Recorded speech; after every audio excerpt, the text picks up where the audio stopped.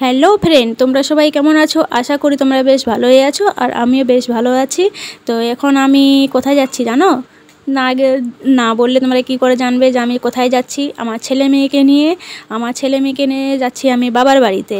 তো এখন আমি আছি আমাদের প্রিয় শহর গঙ্গারামপুর হাই রোড থেকে চলে যাব আমার বাবার বাড়িতে। অনেক দিন পর আমার বাবার বাড়িতে গেছি কবে ফাদার্স ডেতে আমি বাবার বাড়িতে গিয়েছিলাম, তারপর থেকে আর বাবার বাড়ি যাওয়াই হয়নি।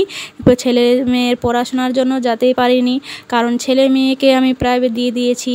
স্কুল থেকে প্রাইভেট থেকে স্কুল, এইভাবেই যাওয়া আসা আপ ডাউন করতেই থাকি। বাড়ির কাজ তো আছে, বাড়ির কাজের জন্য যেতে পারি না বাবার বাড়িতে।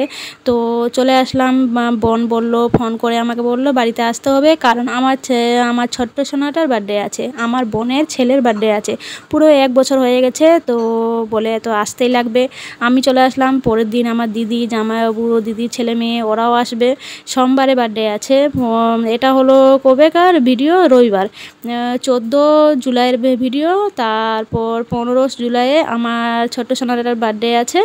তো রবিবারে এসে, আমি তো শনিবারে এসেছি, শনিবারে এসে রবিবারে মাংস নিয়েছে মা। খাসির মাংস নিয়েছে, খাসির পা নিয়েছে। এগুলো নিয়ে মানে সব কিছু রেডি করে রান্না করে কমপ্লিট করে দিয়েছি। আর অনেক ভালো লাগছে যে বাবার বাড়িতে এসে খাসির মাংস খাবো। গঙ্গারামপুরে যতদিন ছিলাম খাসির মাংস খাইনি, এমনি মাছ মাংস তো হতোই, কিন্তু খাসির মাংস খাওয়া হয়নি। বাবার বাড়িতে আসলেই খাসির মাংস শুরু হয়ে যায় খাওয়ানো। তো খুবই ভালো লাগছে, অনেক দিন পর খাসির মাংস খাবো। আর এই দিকে আমি বোনকে লাগিয়ে দিয়েছি রান্না করতে। হ্যাঁ, আমার বোন মাংস রান্না করতে খুবই ভালোই পারে বলে বোনকে আমি বললাম তুই রান্নাটা কর, বাকি কাজগুলো যতগুলো কাজ আছে সব আমি করে নেব। তো বোন এদিকে মাংস রান্না করছে, কি ভালোই করে কষিয়েছে আর কষিয়ে রান্না করেছে। এত ভালো লেগেছে যে কি বলবো, মাংসের রান্নাটা ভীষণ ভালো হয়েছে।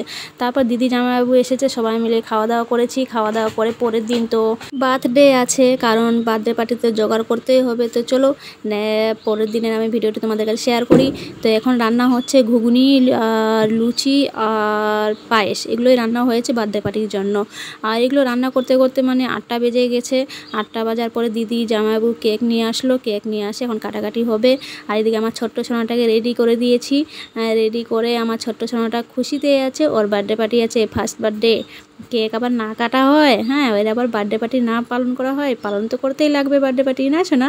আমার ছোট্ট সোনা দেখতে না দেখতে কত বড় হয়ে গেছে, 1 বছরের হয়ে গেছে। তো এইদিকে দেখো আমার ছোট্ট সোনার জন্য কেক আনা হয়ে গেছে। এখন হবে বার্থডে পার্টি। ছোট্ট করে আমাদের বাড়িতে বার্থডে পার্টি করানো হলো, কাউকে ডাকিনি, বাইরের গ্রামের কাউকে ডাকিনি, শুধু বাড়ির লোকজন মিলেই বার্থডে পার্টিটা করানো হলো। তো ছোট্ট করে আমরা বার্থডে পার্টি করা হচ্ছে আমাদের বাড়িতে। তো বাচ্চারা তো অনেক খুশি, আর আমার ছোট্ট সোনাটা এখন কেক কাটবে। তো এখন আমার ছোট্ট সোনাটা কেক কাটবে। কেক তো কাটতে পারে না, ও নিজে কাটতে পারবে না, তো বোন ধরে কেকটা কাটে দিল। তো এখন আমরা কেক খাওয়া দাওয়া করে, হ্যাঁ, তারপর বাড়ি যেগুলো রান্না হয়েছে ওগুলো খাওয়া দাওয়া করে, কারণ এখন বাজে কয়টা? 9টা বলছি, 10টা বাজে গেছে। এগুলো মানে বার্থডে পার্টি করতে করতে 10টা বেজে গেছে। এখন খাওয়া দাওয়া করব। খাওয়া দাওয়া করে খাওয়া দাওয়া করার পরে তো বাড়ির কাজ কিছুটা থাকেই, তো ওগুলো কাজ করতে করতে 11টা বেজেই গেছে। 11:30টার দিকে আমরা মানে ঘুমিয়েছি।